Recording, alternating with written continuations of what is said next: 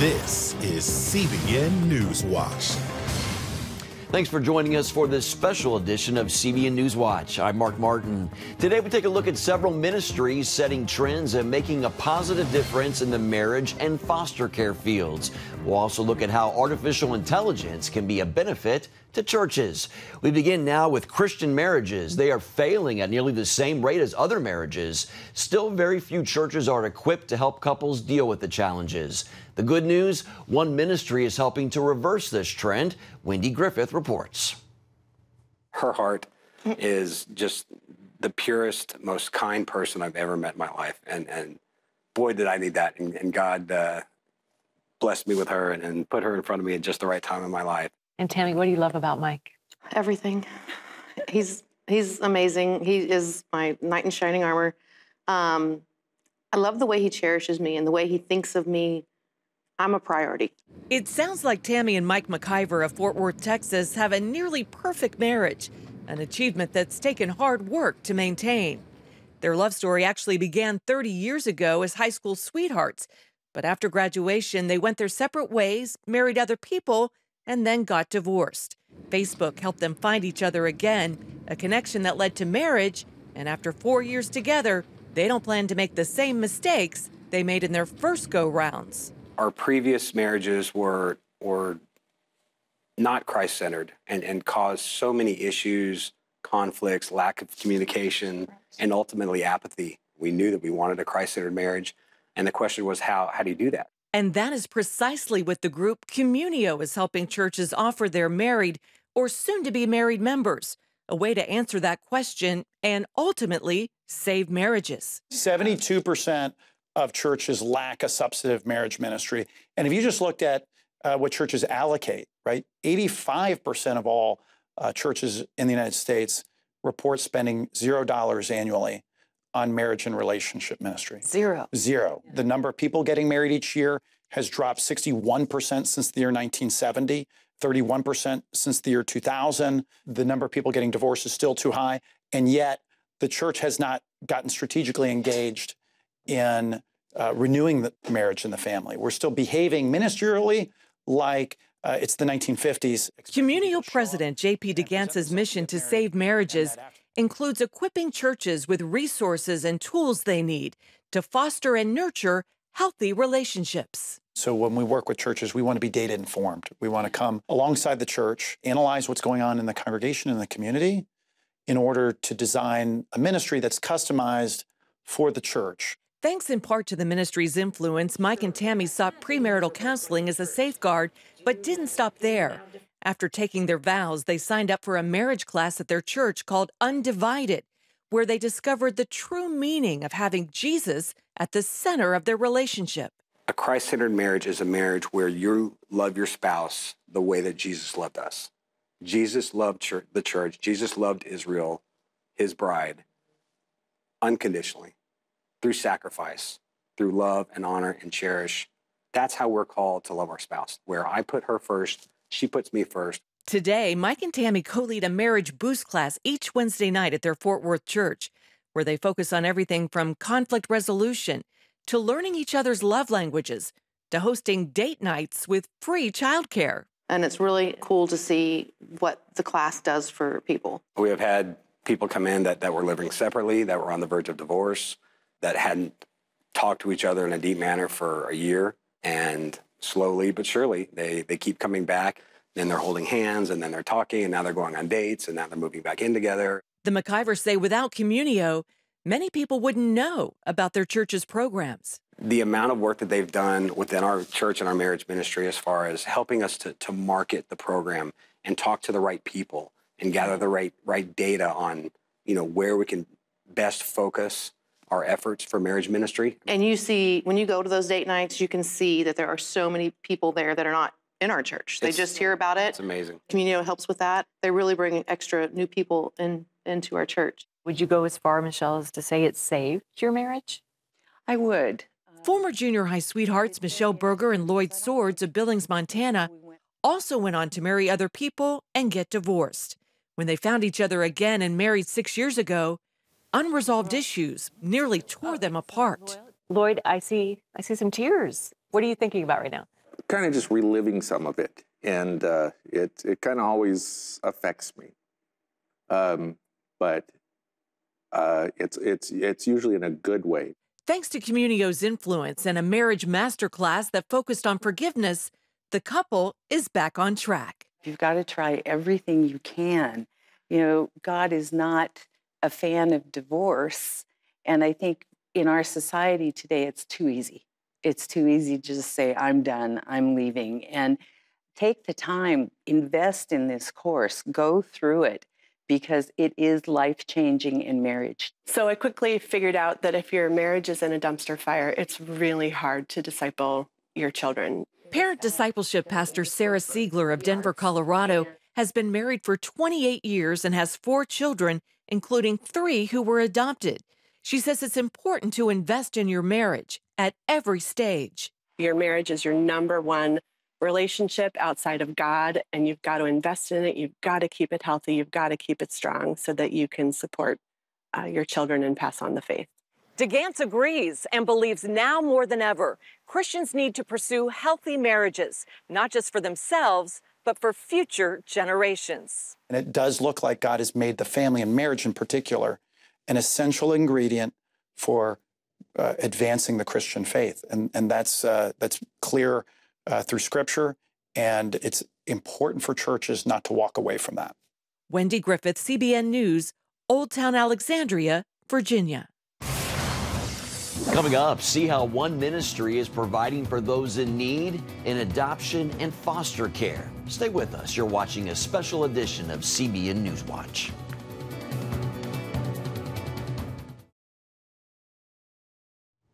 Welcome back to CBN NewsWatch. The number of churches involved in adoption and foster care in America has dropped substantially in the last 5 years. One church in Ohio is changing that trend. The congregation has risen to the challenge by providing loving homes for foster children in need of families. CBN's Brody Carter has that story. It may surprise you that America ranks 3rd in the world for having the most orphan children. Almost 400,000 live in foster care, and less than half of them are adopted each year. Here in the small town of Kinsman, Ohio, a local church is hoping to change that by sharing hope and loving one child at a time. And I was just alarmed that 140 kids were in our backyard, and literally 10 minutes from my house is our Trumbull County Children's Services. 4 years ago, Pastor Jordan Beal discovered that 140 children in his county lived in group facilities in need of foster families. His church, Rock of Grace, seeks to transform Trumbull County by partnering with County Children's Services to help provide loving families for these kids. 40 kids have come into care, and then many more have just been given respite in the last 4 years, and then 5 adoptions. I did not know it was going to take off like that. Melissa and Jason Crisp are part of the Children's Outreach. Married 24 years with 4 of their own kids, they've fostered 9 children in the last year and a half. You're being a positive part of their life. You're making an impact on them that you hope lasts their whole life. Hoping to eventually adopt, his wife calls the hardest part having to say goodbye and hand them to a responsible family member after building a loving relationship. Still, they're learning to trust God's timing. I have had to learn to really trust God with kids' lives that I love, that I have no control over anymore. And that's a lot. That's a lot. Pastors nationwide are encouraging their congregations to consider foster care and adoption, especially now that adoptions have declined here. Lifeway research shows less than half of those in U.S. Protestant churches are actively involved in an orphan ministry. Guess how many orphans are in Ohio? 5,000. And so you think about how many churches. James 1:27 says for us that undefiled religion is to take care of the orphans and the widows. So I feel like God is like charging us with that to take action. I think every church could be a part of it and really literally change the world. The same study shows the number of churchgoers providing foster care has dropped almost 10% over the last 5 years. When we were first casting this vision, Danielle's like, we should do this. And I'm like, no, this is for them. Pastor Beal's vision became clearer after stepping out in faith with his wife Danielle to adopt a little boy named Lucas, adding to their family of 4 daughters. There you are. Oh, there you are. Every church's calling is different. So I get that. But to your question, should other churches do it? Yes. For those not ready to foster or adopt, the church provides volunteer opportunities. Its family advocacy ministry puts foster families together with volunteers who help by cooking, cleaning, praying, and babysitting. 80% of foster families will continue fostering if they have a support system, but many of them will quit if they feel alone. I mean, besides their regular, like, bringing meals, they called, they texted, they sent Bible verses, you know, they just reminded us that it's good when it doesn't feel good, you know? And as the impact continues from the end of Roe v. Wade, experts predict growing stress on the foster care system. More people, more Christians get involved, and I just put such a high priority on that. I mean, if we can lead more of these kids to Christ and at an early age, you can't beat that. This campaign is just one example of how churches can make a difference in the lives of children in need. By providing support and care, they can help these children thrive and reach their full potential. Reporting in Kinsman, Ohio, Brody Carter, CBN News. Still ahead, the AI revolution. Many industries are sounding the alarm about this high-tech takeover. Now see why some ministries are embracing it. Stay with us.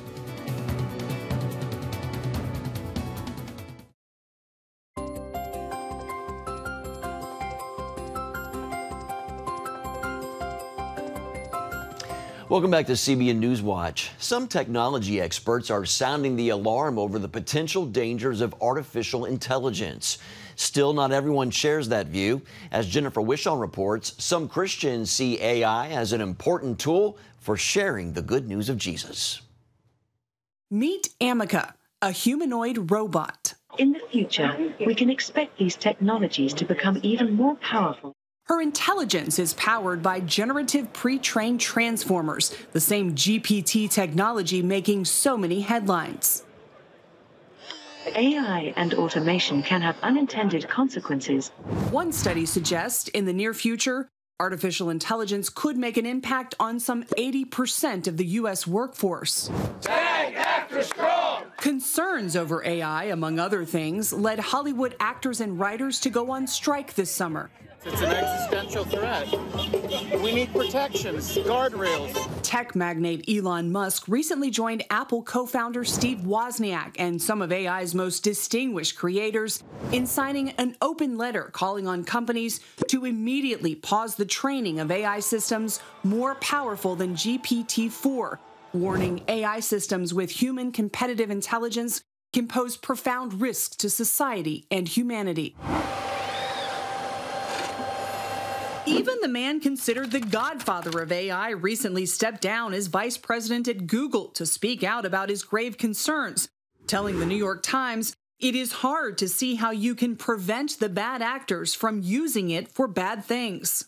The endless possibilities for artificial intelligence and the devastation it could cause in the wrong hands has many people feeling uneasy about the unknown. But AI is already being used to share the good news that never changes in churches across the country. 1615 Church Media and Communications has been using ChatGPT and other AI programs for about a year now, so we paid them a visit to learn more. This is the platform where we built stuff? The company helps churches across the country communicate to their communities with services that range from custom posters to push notifications. A lot of times, pastors will ask for something where they want to see the modern and the ancient come together, right? They want to see modern construction workers working on, the ark or something like that, or they want to see Jesus with a modern-day family in Times Square or something like that as part of a sermon series idea that they have. And before that would be something like, we really can't pull that off with excellence where the lighting is right and everybody's in the same perspective and they're all looking at the same thing and it just looks natural. But now with AI, that's something that we can do. 1615 uses a program called Midjourney to make the far-fetched look flawless. Ryan Cook, who co-founded the company with Sharon, explains AI only gets them to about the 30-yard line. One thing I think the GPT really struggles with is anything like that's kind of spiritually nuanced. It doesn't really understand because it's not human. There's a very human element to the gospel. A pastor's recent request for a graphic showing Joseph's coat of many colors discarded on a desert floor demonstrates how today's AI still requires a human eye. It didn't do a great job to start out with. It kind of gave me, like, it looks like more like a dirty inflatable than it does like a coat, right? It kind of just looks like some trash that your kids left in the backyard. So he asked the program to view the coat from a lower perspective. Then it kind of gave me something that looked like, hey, maybe this could be Joseph's coat laying on the ground. A few more tweaks. And this is kind of the graphic that we were able to create. AI played a pivotal role in creating media for a recent sermon series where the pastor asked to show families taking selfies in front of disasters. We were able to make this picture of a family taking a selfie while their house is on fire, you know, which, like, lighting would be very difficult, utilizing fire in order to get the perspective right, and we're not going to just find a picture of that because nobody takes a selfie while their house is on fire. Then to the pulpit. I am excited to continue this Picture Perfect Family series, and so if you have your Bibles, you want to turn those on, open them up. Neither Sharon nor Cook believe graphic designers will lose their jobs to AI. Rather, they predict they'll lose them to the people who know how to use it.